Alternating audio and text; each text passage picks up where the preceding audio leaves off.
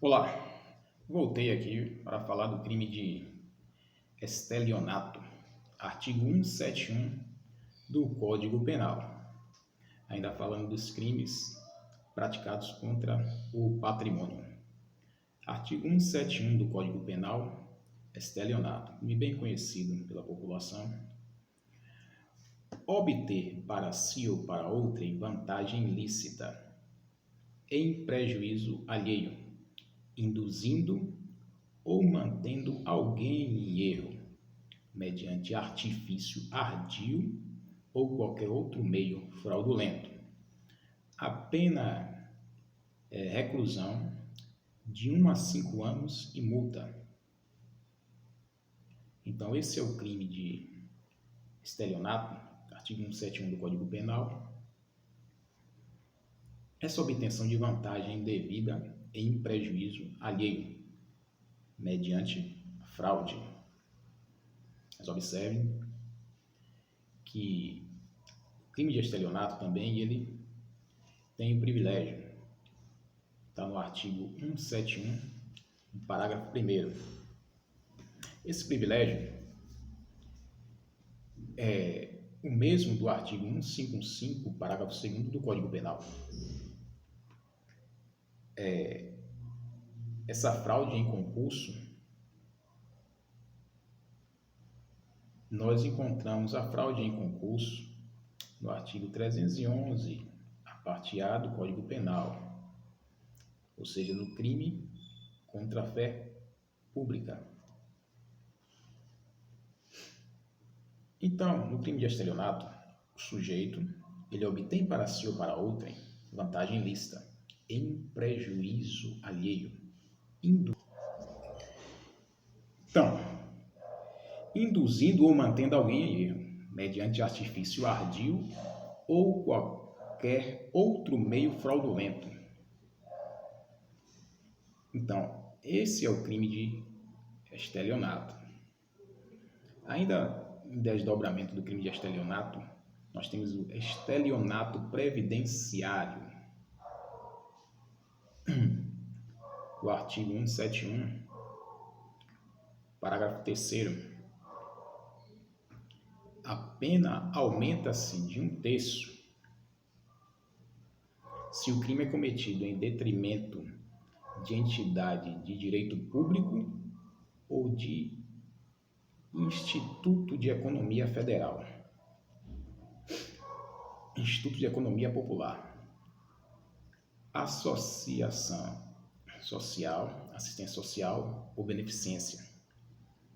Então, se o crime é cometido em detrimento de entidade de direito público ou de Instituto de Economia Popular, assistência social ou beneficência. Ou seja, o exemplo mais prático é o INSS, a reclusão de 1 a 5 anos. Quando se dá um aumento consumativo, nós temos 3 situações para falar aqui. Para o próprio beneficiário do benefício previdenciário obtido por meio de fraude, o crime ele é permanente, ou seja, a pessoa que se beneficia, o próprio beneficiário do benefício previdenciário, se ele comete o crime obtendo por meio de fraude, crime permanente. Já para a segunda situação, já para a terceira pessoa que contribui para a obtenção de benefício previdenciário obtido por meio de fraude, esse crime é instantâneo de efeitos permanentes. Terceira situação, se o saque é após óbito de benefício concedido legalmente, cada saque configura um crime de estelionato previdenciário. repetindo novamente, 3 situações desse crime de estelionato previdenciário. Quais sejam as 3 situações?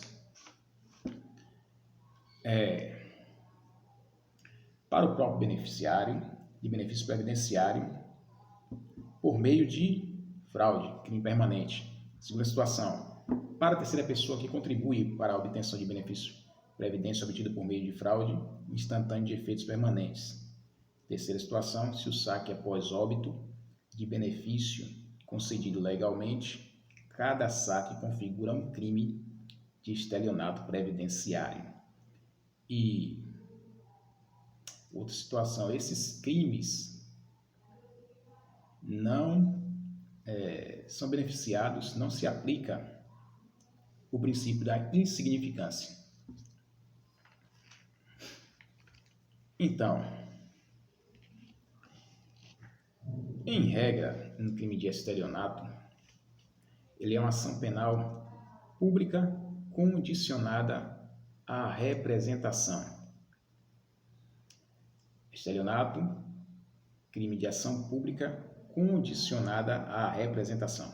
Exceções: se a vítima for a administração pública, aí seja ela direta, ou seja, a União, a estados, Distrito Federal, municípios, ou seja, indireta, sociedade de economia mista, empresa pública, autarquias, fundações públicas, ou se for contra criança ou adolescente, ou se a vítima também for pessoa com deficiência mental, ou se a vítima for maior de 70 anos, 70 anos de idade, ou também se a vítima for incapaz.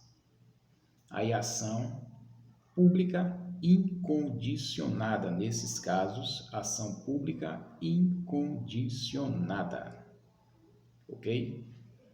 Então, nós vamos ficar por aqui, no crime de estelionato.